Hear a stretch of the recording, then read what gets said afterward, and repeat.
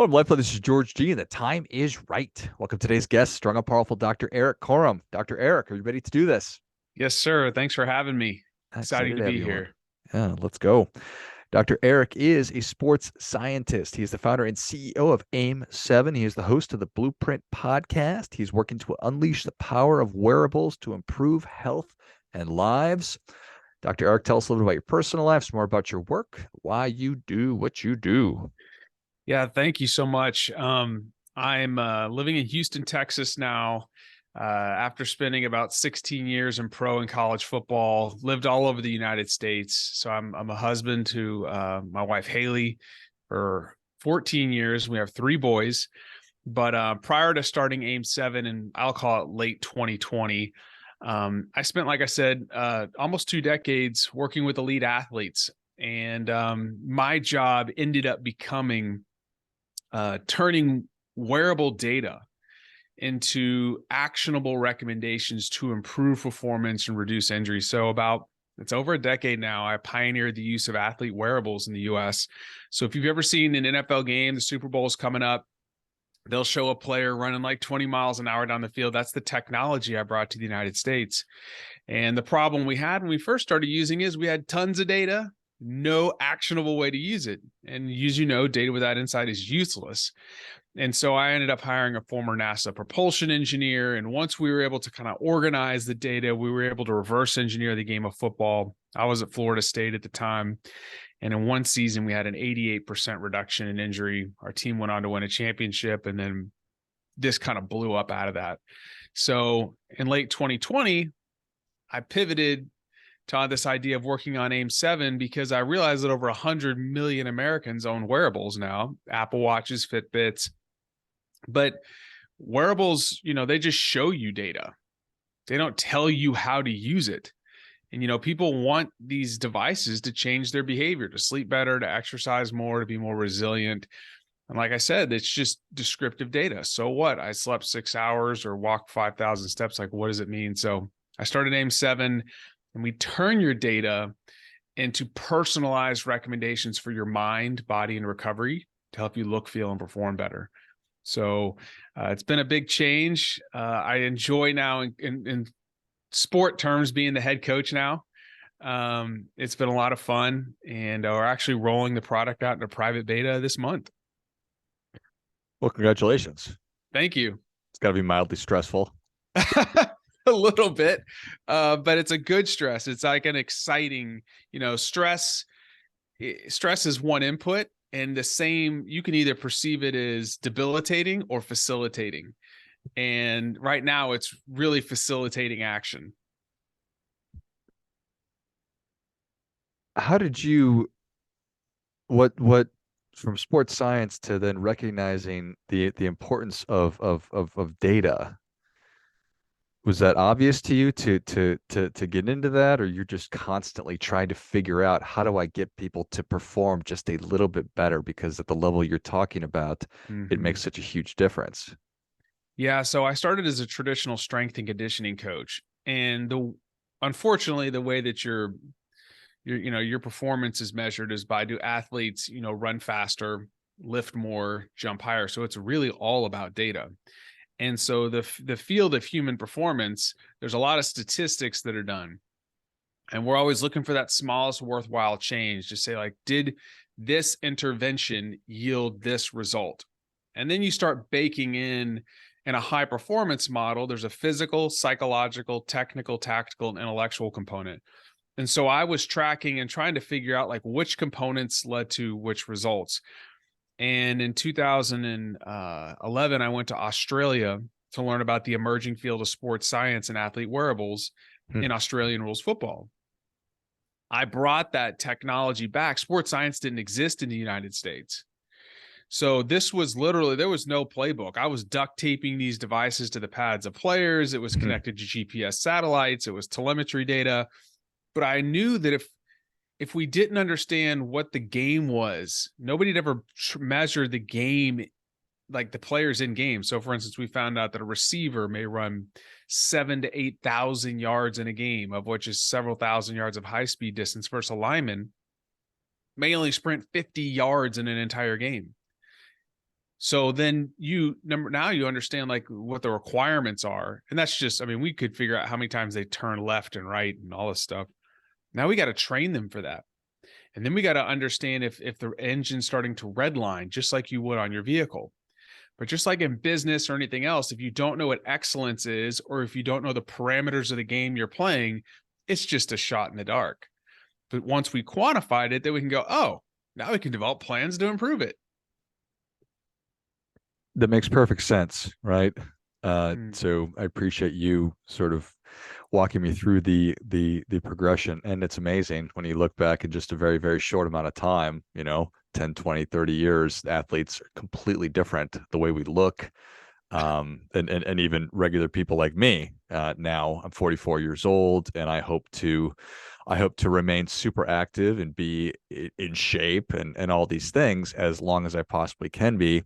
And I don't Mm-hmm. need to be, an NCAA elite athlete to take advantage of this stuff. No, we've got the same from a data perspective. You can track and measure at almost the same fidelity that elite athletes can now. Almost even more. You have more accessible to you, many different options. Um, but once again, it's just data without an actionable plan. And you are very fit. So you are, doing things to improve your health. Most people, the majority of people need to be doing, basic things to improve their fitness, to improve stress resilience and longevity. And then once you kind of hit the basics, then you can start kind of layer on these 1%. But a lot of time people are too focused on the 1% and they're missing the basic stuff. So the basic stuff we're worried about. I'm stressed out. I'm Mm, I'm I'm not sleeping well. I'm yeah. not motivated. I don't feel good.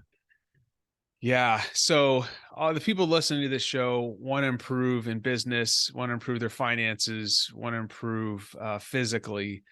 And I'll just start with this. Like, we're in a stressed out society. I think that the numbers are pretty staggering right now. I recently saw that the American Psychological Association said that burnout is at an all-time high. It's like 50% of all workers report being burnt out. And ultimately, our ability to thrive comes down to our ability to adapt to stress. The human body is an adaptation machine. It's an amazing machine. It's an amazingly designed system to adapt to whatever comes at it. The problem is stress is not the problem. Stress is actually the gateway to growth. If you want to improve physically, what do you have to do? You have to train and exercise, right? If you want to improve your cardiovascular system, you have to engage in aerobic exercise. You want to improve strength, you have to lift weights. If you want to learn a new skill, you have to deliberately engage in the task of learning, which improves something called neuroplasticity, so that your brain can change and modify itself and learn new skills. The problem is when the amount of stress exceeds your capacity to adapt to it. Or as I say, you have this low grade fever of stress. And so what we need to do is flip the paradigm on its head. And we need to stop talking about managing stress. And we need to start talking about how we can build the capacity to adapt to more stress with less cost. So if you think about it like a gas tank, if you have a small gas tank, and you're not going to be able to go very far without having to stop, refill, and it can be really easy to run out of gas in the middle of nowhere. We can build a bigger tank for stress. And so the way that you can do that, they're just really 5 simple things. And that is sleep, exercise, nutrition, mental fitness, and living in community or fostering healthy relationships. Now, there's some nuance to all of this, but the scientific literature is very clear that those things not only improve longevity and the quality of your life, but they prevent the most preventable lifestyle diseases in America: diabetes, cardiovascular disease, and diabetes, cardiovascular disease, and obesity. It's like a $4.1 trillion spend on our society right now. And so if you can engage in the behaviors associated with these things consistently over time, you can build the capacity to pursue difficult goals, to take on very difficult obstacles, to stretch and push your body without burning out. Because burnout is, I can't adapt anymore. My body gets sick. breaks down, and ultimately can get really nasty. That makes a ton of sense. Instead of trying to get rid of stress, and as you said that, it sounds so obvious. Like, oh, how in the world would we ever get rid of stress? That's the kind of a silly thing because I have no control over what's going to happen to me. What makes more sense is for me to increase my ability to handle the stress. So, Mm-hmm. um, to increase the size of that stress gas tank through better sleep, better exercise, better nutrition, better mental fitness, and making sure I have a healthy community around me. Mm. You nailed it. Yeah. It sounds so simple. There's a lot of science behind this. Um, our view of stress really kind of started changing about 20 years ago. There's a guy named Bruce McEwen. He's a giant in the field of neuroendocrinology. And he talked about this state called allostasis. Hmm. Allostasis is the ability to achieve stability through change. Your body internally, it's fluctuating all the time, but what it wants is this homeostasis, right? This level playing field, all is good. The problem is there's a cost to adaptation. When you take on physical stress, when you take on a difficult work project or something really difficult happens in your family life, there's a cost. It's called allostatic load. And so what you have to do is you have to understand the cost of adaptation. And then you have to build the capacity for more. And there's several things that you can do to set up these systems for optimal adaptation. And if you engage in those behaviors consistently, the game will change for you. So just like when you discover that a wide receiver in football runs 5 miles a game or whatever that was, Mm-hmm. okay, so we need to make sure that this person is able to certainly run that, but not only that, in the fourth quarter to be able to run his fastest when the game is on the line. So how do Mm-hmm. we use the information that we have to make sure that we've done all the prep work and all the training and find that allostasis for wide receiver to be able to run? And then for me, I've got two boys, one kid on the way. I'm 44. I need to be able to sleep for this much time. And so, how do I position myself for Mm-hmm. success in the endeavors that I want to pursue? That's exactly right. That is what you nailed it. I mean, this is it. So we can talk about a few things that I think are high yield return. Would you like to do that? Yeah, great. So the first one, have you ever heard of the circadian system? Yes. It's about circadian literally means about 24 hours. So we have circadian rhythms, we have ultradian rhythms. So my doctoral work was in sleep and how it impacts our brain's ability to adapt to stress. So this whole idea has been like 8 years in the making. I just didn't know it. And so one of the first things that we learned is that if you want to unhinge somebody, you disrupt their circadian system. Hmm. I mean, you can really pull somebody apart mentally and physically. And so there's this thing called the suprachiasmatic nucleus, or the circadian pacemaker. It sits above the top of the roof of your mouth, and it sets their circadian clock every day. Now, every cell in your body has these clock genes. It's pretty wild. And I've been going down the rabbit hole on this for years, and it's just, we're uncovering so much. But one of the first things Bruce McEwen talked about in his research was if you want to set your body up for adaptation to stress, you have to anchor your circadian clock. Well, how do you do that? A couple of the primary anchors. Number one is light. When we view light, there's a quality of light specifically earlier in the day that will interact with the suprachiasmatic nucleus, and it sends a signal to all the cells in your body that it's time to be alert and awake. It does that by increasing body temperature, increasing cortisol. Cortisol, the stress hormone, makes you feel alert and energetic. You want to view sunlight multiple times during the day. In the morning, you want to go out in the afternoon. We were not designed to live indoors all the time. Like, this is just, we are finding, I actually had Dr. Michelle Gums on my podcast, The Blueprint, recently. She's a circadian biologist at the University of Florida that studies the clock genes in the kidneys. This is Hmm. wild. They are finding that when your circadian clock is not anchored consistently and you don't have good sleep patterns, they're finding that impacts cardiovascular function, kidney health, all of this stuff. So you need to see light early in the morning, and then you need to go out several times during the day and view light. If you can have a window near where you're sitting, where you're getting some light through that, but you need to go outside. Okay. The other thing is when the sun goes down, guess what? You need to start dimming the lights in your house, because it dramatically impacts things like one hormone in particular called melatonin, which not only helps you sleep, but also has massive antioxidant properties. We're actually starting to find that it's like the number one antioxidant for the body. It's secreted by the pineal gland, and it's also made in the mitochondria of your different cells. So one of the ways you can anchor your clock is sunlight. Number two is food. And so eating early in the day, there may need to be a buffer about an hour to an hour and a half after waking for blood glucose regulation. That is a strong circadian anchor. It helps you, it alerts the body that, hey, it's time to go. But at the same time, eating too late can really jack up your circadian system. So it's kind of like Sachin Panda has done some amazing research on this. And they're finding, about an hour and a half to 2 hours after waking, it's a good time to eat. And then you want to give yourself about 5 hours before bed. Another thing is exercise. Exercising, like when you wake up in the morning, if you can, go out for a walk, start moving the body. So if you just did light food and exercise and you got plenty of those things consistently, your circadian clock is going to be anchored. I'll just tell you something really quick. We used to go to the NFL Combine. I think that's going to start here in the next 6 weeks. And it was in Indianapolis.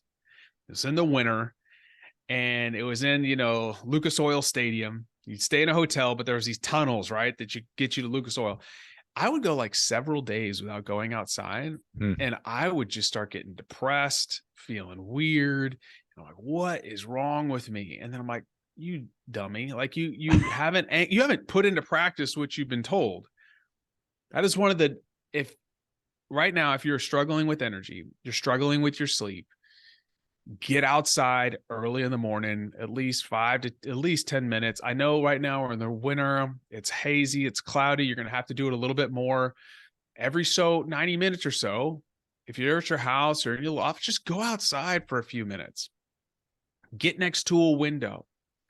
You will start noticing a significant change in your energy, in your sleep, and your body's now going to be set up to adapt to stress. So that's like a high yield return behavior that everybody can engage in. I love it. All right. So everything you said makes a lot of sense. So I walk me through the process of engaging with AIM7, how I do it, what the experience is. Yeah. So what AIM7 does is we do acutely every day. We send you recommendations for, I say, mind, body, and recovery. One of the things that we do better than anybody in the world is we can prescribe you the exact type, intensity, and duration of exercise that your body is ready to adapt to today. Just because it's written down that I'm supposed to go to the gym or do that doesn't mean your body's ready for that. Dr. Chris Morris on our team actually coined this phrase, fluid periodization. We make it super simple. So one of the things we can do is based off of all the stuff that you track on your Apple Watch or whatever, we'll be like, oh, today's the day for you to go maybe get on the elliptical, because we see you like to do that. Go this heart rate and this duration. Or today's the day to go to the gym and do this, this, and this. From a mental perspective, we can assess your acute mental state, and then we give you in real time recommendations to change things. So let's say we notice that you're stressed. We'll send you a breath work tool in the moment to regulate your autonomic nervous system. Or let's say that we see your mood is down. We would send you a quick gratitude intervention. And then from a sleep perspective, we send you individualized sleep and napping recommendations, and our algorithms kind of move you to these ideal states. But here's where it gets really cool. After 7 days, we analyze all your data, just like we would do with an elite athlete. We set this up with how could we deliver this type of service to anybody in the world with a wearable. When you bring in an elite athlete, you don't just go, oh, here's the program. You have to gather some data. So we gather this data, we analyze it, and we're like, George, here's the number one area you need to focus on. Let's say it is sleep. I'm just going to throw something out there. Then we're going to create you a weekly goal.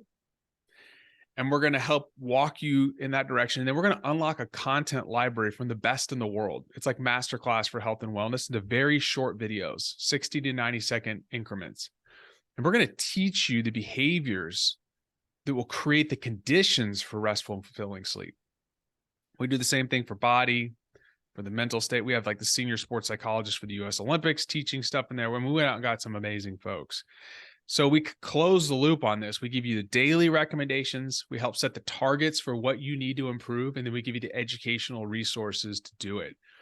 And we built this whole thing for busy people, busy professionals, busy moms and dads. They're like, look, I care about my health, but I don't have 2 hours to go to the box, and eat quinoa with my bros or download my Aura data and try to figure. We do it all for you. And you literally just click a button. It tells you what to do. Love it. Super powerful. Thank you. I'm gonna get oh man, I have a dad joke to make. I'm just gonna keep getting nap suggestions all day long. Why don't you lay down for a minute? I love it. That's super powerful. I think that's I mean, from a human flourishing standpoint, which is what we're trying to accomplish, what I'm trying to accomplish, help people get better. I think that this is really exciting. So I'm grateful for your work and excited that you're putting it out into the world. So thank you for coming on. Where can people learn more? How can they get involved? Yeah, aim7.com, AIM7.com. We're about to release this into private beta, which means you can't get this on the App Store. We're releasing it to small cohorts. In the first month, you get 4 Zoom calls with me and my team. It's $15 a month. I mean, this isn't very expensive. You can also follow me on Instagram or Twitter at Erik Korem. And then, like you mentioned before, the Blueprint podcast. We, just like you, we distill cutting edge science, leadership, and life skills into simple tactics. And we try to break these episodes in like 15-minute chunks for busy folks. So it'd be a good adjunct to what you're doing. Love it. Well, if you enjoyed this as much as I did, show Dr. Erik your appreciation and share today's show with a friend who also appreciates good ideas. Go to aim7.com. Check out everything we've been talking about today. Find Erik on Instagram and Twitter. I'll link those in the notes of the show, and check out the Blueprint podcast as well. And if you are like me and trying to perform at the highest level as I can, this could be a good fit and a good program for you to get involved with. Thanks again, Dr. Erik. Thank you. I appreciate it. And until next time, remember, do your part by doing your best.